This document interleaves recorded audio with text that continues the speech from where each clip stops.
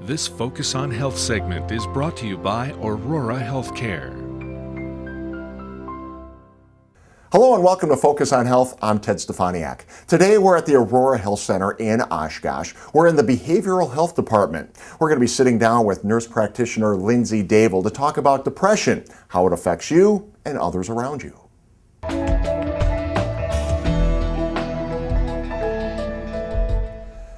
Well, thank you for taking some time with us today. I think a lot of people have an idea of what depression is, or maybe they think they have depression, but what is depression?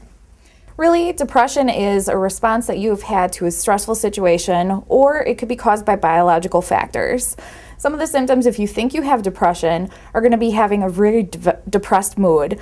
You will either eat too much or you're not hungry at all. You can't concentrate at work. You have no energy.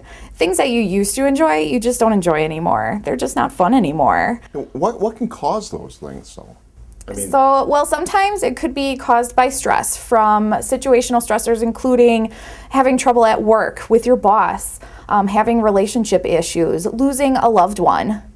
Yeah, how do you, if a person is feeling depressed and they're having those issues, what's the best thing you can tell people to avoid getting stressed out about it?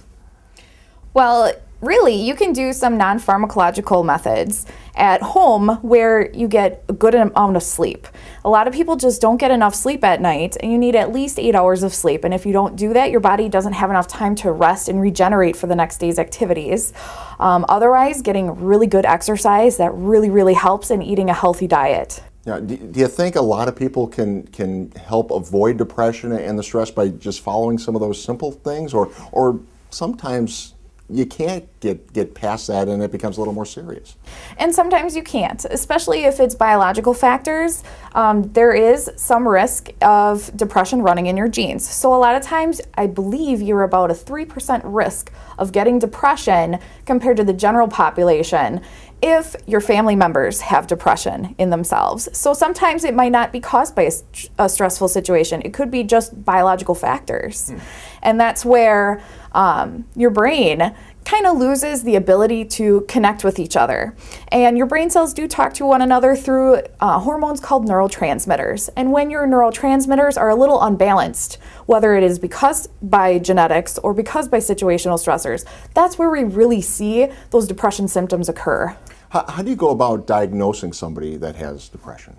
Well, really, we go with what the patient says. So if they're saying, hey, Lindsay, I'm really depressed, I'm really down, it takes me forever to get out of bed and get out of work.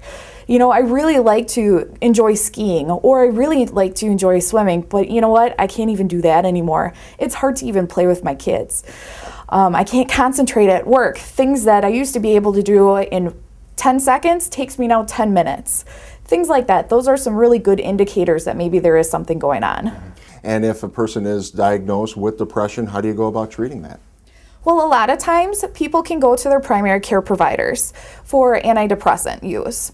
But a lot of times if primary care physicians aren't comfortable using antidepressants, they will refer them to behavioral health or psychiatry providers such as myself, and we can take it from there.